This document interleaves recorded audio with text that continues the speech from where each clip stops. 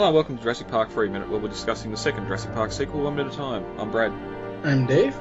And on today's episode, we're discussing minute 57 of Jurassic Park 3. Before we get to that, David, this week, today's Jurassic Pedia entry is a bit of an interesting one, and I want to discuss a little bit about Jurassic World Evolution has just released, or is just about to release, a update 1.8 named Claire's Sanctuary, and there's a free upload available at the moment, but the synopsis: with Jurassic World Evolution Claire's Sanctuary, you embark on an exciting campaign with a thrilling storyline never before explored.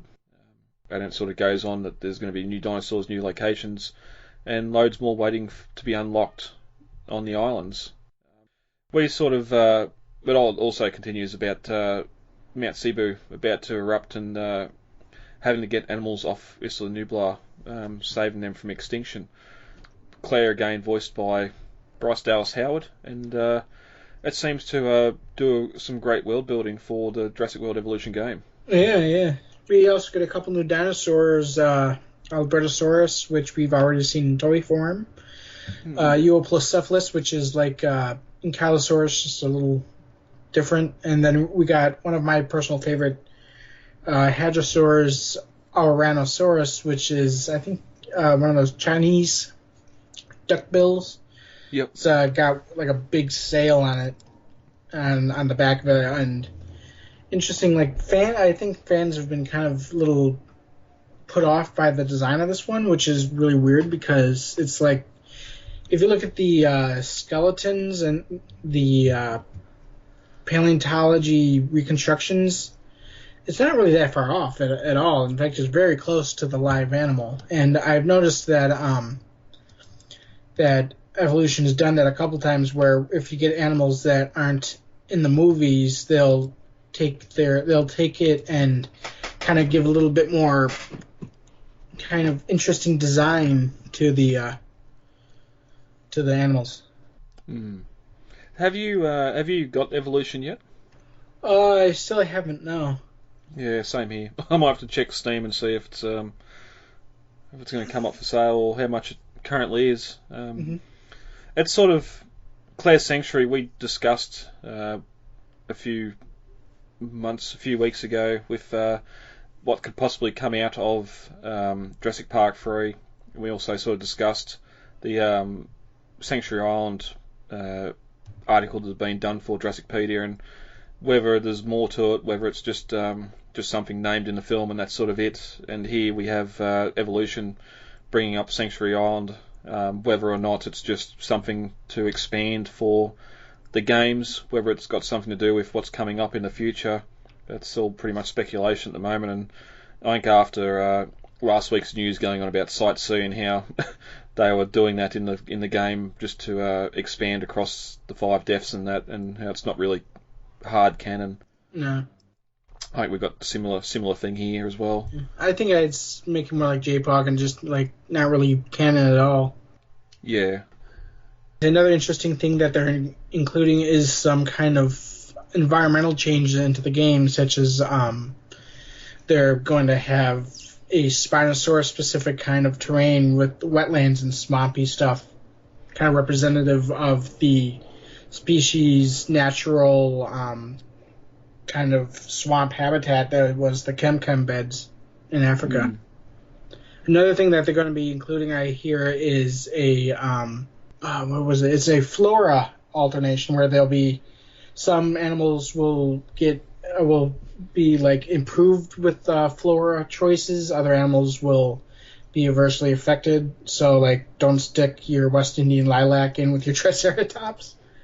Well, yeah. Your flora choices will be able to be changed now, and will affect animals differently, which is, I think, great concept, because it follows something from the films where they where Ellie says, well, you have plants in here that are poisonous, but you picked them because they look good, which is true. I mean, I'm sure a lot of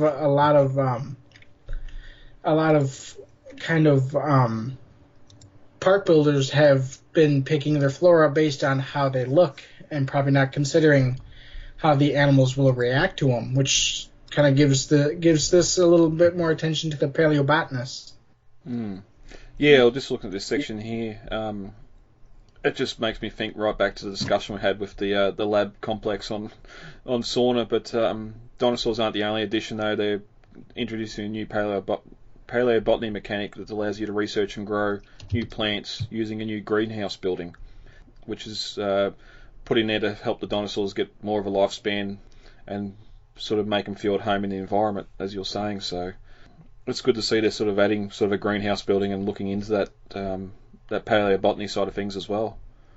And also there's some more updates to the original game itself that they're fixing, which is some terrain and scenery, and as you said, this Spinosaur area, and there's some gyrosphere improvements as well, where they're adding automatic gates to the enclosure fences. So when you go near it with your gyrosphere, you can actually go into the enclosures, which that could be fun with some of the carnivores. These some of these big world games, like you're going back to SimCity and even the original Operation Genesis, where I'd used to just love building games, saving them, and then watching them completely fall apart with attacks and everything else. So yeah, it's long overdue. I think I might have to get onto this and finally get Evolution. With the best intentions, some of the worst things imaginable have been done with the best intentions. As far as I'm concerned, you're no better than the people that built this place. Alright, Dave, minute 57, ready to get into it. Yeah. As we open on minute 57 of Jurassic Park 3, Grant was about to throw the raptor eggs and Billy's bag out the observation room window, but last minute decided not to and started to pack Billy's bag into his own backpack. And when Paul asked, "What are you doing? Those things are after us because of those." We open minute 57 with Grant replying, "Those things think we stole the eggs. If I drop them in the river, they'll still be chasing us." Paul asks, "What if they catch us with them?" And Grant replies, "What if they catch us without them?" At the 16-second mark, Grant says there's a boat just downriver, and we can use it to get to the coast. As he starts to walk down the spiral stairs to the lower levels of the canyon. And everyone follows except for Billy, who's left in the observation area, still wondering if he deserves to get off the island. At the 29-second mark, we cut to Grant's feet as he comes into shot and leaves the stairs to come out on the main landing of the canyon. We get a wider shot of the landing as everyone else comes out beside him and starts to look around, including Billy, who's decided to tag along. At the 48-second mark, Grant heads off to the right and starts to move down a staircase towards a lower landing and a bridge that goes off into the mist to their left. And as the minute ends, he decides not to go across the bridge, but to continue down the stairs, hopefully heading lower towards the river and the boat. As we start 57, Grant replies to Paul, "Those things know we have the eggs. I dropped them in the river. They'll still be after us." And that's, as he's saying it, Grant's putting Billy's bag into his rucksack as he's talking, and Paul replies concerned, "What if they catch us with them?" And another one of Grant's famous lines saying ominously, "What if they catch us without them?" That's sort of again adding intelligence to the raptors, probably more so than needed, but again, just sort of, we don't have the Spinosaur for a while now. We've still got this danger of the raptors chasing us because of these eggs, because we have no human antagonists in the film. Yeah. And it's sort of, it's hard too when we do see later on what happens when they do catch up to them and give the eggs back, and if it's just the sound of the helicopter or that saves them, or if the raptors would have really, "Oh, you gave us the eggs back, we're going to let you live." What the consequence for either having the eggs or not having the eggs is. And something I like to think is that they would probably just like slaughter them out of vengeance or something, territoriality even. Yeah, which there's one thing I suppose we can discuss when we get to that minute, how far they've gone from the lab and now into the aviary and down there. Has that changed the raptors' territory and other animals' territory because they've been pursuing these humans across the island? Mm-hmm. We sort of mentioned it the same when the Tyrannosaur was following Sarah and the group, and whether it had changed territories as well by moving that far inland. I was going to say, according to Sarah, it does. Yeah, yeah, yeah, and it could lead to what we've got with the DPG too, with some of the extinctions on the island. But Hmm. especially with these smart raptors getting getting into some of the herbivore populations, there might be issues there. But we get a shot here of Amanda and Eric as Grant tells them there's a boat at the bottom of the river, and it might take them to the coast at least. And we get a shot of Billy sort of standing by himself as the others start moving down the steps away from him. I think it's interesting how Amanda and Eric just never really left standing by the door there. You can see the lockers behind them. It looks like some piping that terminates at the wall. Mm. And that big heavy iron steel door with the rivets. Still standing there after attack from the Spinosaur. Yeah, I would have moved as far away from that door as possible. Yeah, yeah. Yeah, and as you're saying, it's sort of odd that they've just stood there for the entire time listening to this altercation between Grant and Billy, but I suppose when someone's fighting, the last thing you want to do is be over-included. You want to sort of stay away and just let them go at it and not be involved. But as they all climb down the stairs, I just love the sound effects here. And in the next shot, when we get down on the landing, just those real heavy footfalls on the steel as it echoes in this tiny space. So, yeah, something I don't know why, but I've always loved the sound of like heavy footfalls. I might actually put blame on Terminator 2 on that one, because we get this shot of the Terminator coming out of the bar fully dressed in the gear, and those boots he's wearing makes those thuds as he's walking down the stairs to the bike. Mm. It was funny because I was watching Alien 3 earlier in the week, and it's funny because the director, David Fincher, seems to have this kind of fetish with the boots. Like, every shot he can get away with, he's showing the boots. And if he's not showing the boots, he makes sure you hear the boots. So it's like... Well... Okay, go. So it's like there's this constant presence that you're thinking about the fact that these people are wearing these heavy boots. That's right. Terminator wasn't where I thought you were going to go. I thought you were going to go to Stormtroopers, and every time they're walking, you hear the dun dun dun of the. Oh no! I was thinking those that's like a plasticky clacking sound that you can hear. Yeah. No, I've got a set of boots I wear as well, and especially on like wooden floors or concrete, it really makes a noise when you walk. Yeah, same. I got a pair of logging boots that do that for me. Yep. But we get that shot down the lower areas as Grant's feet come into view, as once again you sort of hear that footfalls as they're entering the lower canyon, and they walk out onto a bit of a platform here, and again just sort of that thick fog, the broken chain link mesh that sort of surrounds them, and we get Paul that walks over the fence and tries to look out but can't really see anything. Well, before we do that, we kind of get these images of the staircase, and the staircase actually goes up as well. And so I guess that they would imply there being a second part of the observatory that's up higher. Maybe that's where they have a telescope or something. You know? Up the top. That's what I was thinking down the bottom. Of course they go up. They just come down. Oh no! Because the stairs go up too. Yeah. Well, we discussed when we had that shot from outside some sort of open area on top, like a little gondola on top of the building itself, whether it was a telescope or a crane or what the top of that building actually was. Because I'd always thought these stairs kept on continuing down too, and they've just got off at the first level. But No. we got a production shot here of sort of this area, or a couple of production shots we'll post up, and it's sort of just the concrete main structure goes down a few more feet, then just stops where it mounts to the canyon. But we can see all this chain link fence here. There's a hand winch that's mounted on one section, and when we look at the production phase itself, there's a pretty large counterweight hanging down below on a cable, and I just wonder if this is some sort of tensioning device to tension the chain link fence up or something. I'm not sure, because the chain link fence looks like it attaches to the piping like a normal chain link fence would. That thing seems to go down to something else, and we'll discuss that more with Jay, I think, if we can get him on the show when we're talking about the aviary.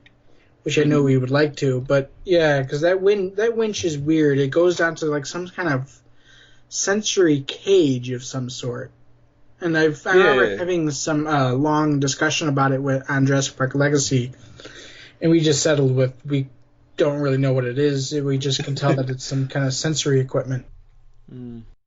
Well, yeah, and sort of looking at the general area here, there's a sort of a pretty large power board with buttons and that on the wall behind them as they come out on this platform here, and you can see it a little bit more clearly on the production photos. There is one photo I've seen that's not it seems to be a screen grab, but not from this scene itself, where you get a good look of those things and the cabling sort of running in and out of them, signalling that there's a lot of power being provided to stuff down here, where we only really see fog lights and that sort of thing lighting in the cages themselves. So I don't know what all this power would be required for, but it sort of reminds me of that the scene from the first Jurassic Park novel, where we had sort of the alcove behind the waterfall with all the machinery in it, and maybe they had some sort of lot of the stream here is powered by man, and not it's all man-made and not actual natural stream. Another thing that's interesting about this cage here is that, not the cage, but the platform that they're on, is that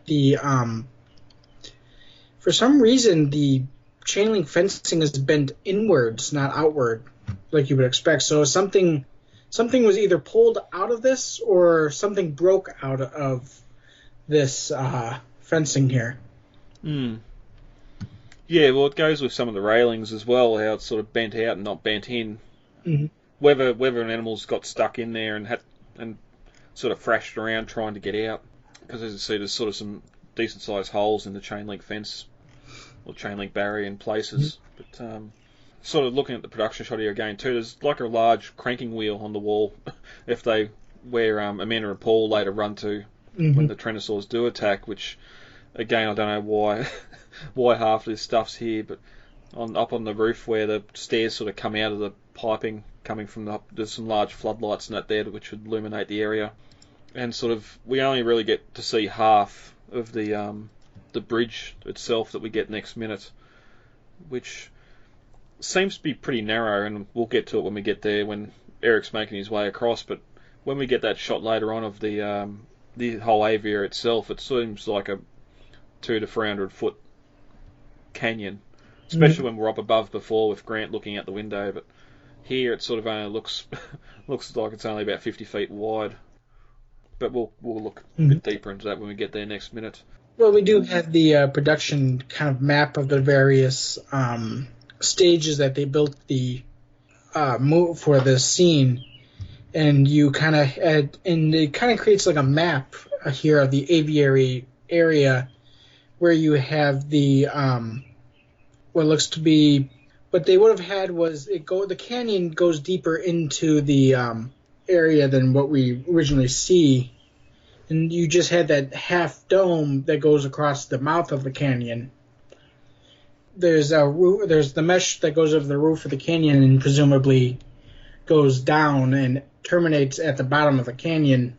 And then you had the observatory and walkways that wrapped around the edge of the canyon, and presumably would have also led to a set of stairs that we can see on the outside of the canyon when they're finally leaving the aviary at the end of the scene. You can see stairs that kind of lead down to what I presume would be the canyon floor.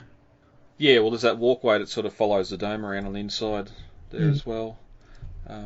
Looks like that staircase. I think it was the staircase they were going to be taking to that at the end of this minute collapses. Well, yeah, you'd think there'd be a direct walkway from this platform down to that the bottom of the dome there, and where the gate and the door is. But it's also interesting here, and I suppose we can again next minute, how all these walkways are covered or enclosed except for this bridge. Which seems like it would probably have been a mistake to do that. Yeah. And as you're saying, with the map of the canyon we got and where they were going to shoot it, it makes the aviary not look as large as what it is. And I think having Billy fly through it with the parasail sort of makes it look a lot larger and a lot bigger space than probably what it was meant to be. But It's only sort of these couple of sections. You got this landing in the middle, go a bit deeper into the canyon where it's a bit narrow, and you got sort of the platforms where they end up nesting, and then you go the other way, and it sort of opens out into that dome and the river itself. But we can throw up that photo on the Facebook group as well. Mm-hmm. But as the group sort of come out here on the landing too, I do love how you sort of have that wind, that groaning of the wind sort of blowing through a confined space with the fog. They don't spend much time here. Grant sort of moves to the right towards the catwalk and moves down a set of stairs to a second landing where we get a brief look at that bridge that goes across.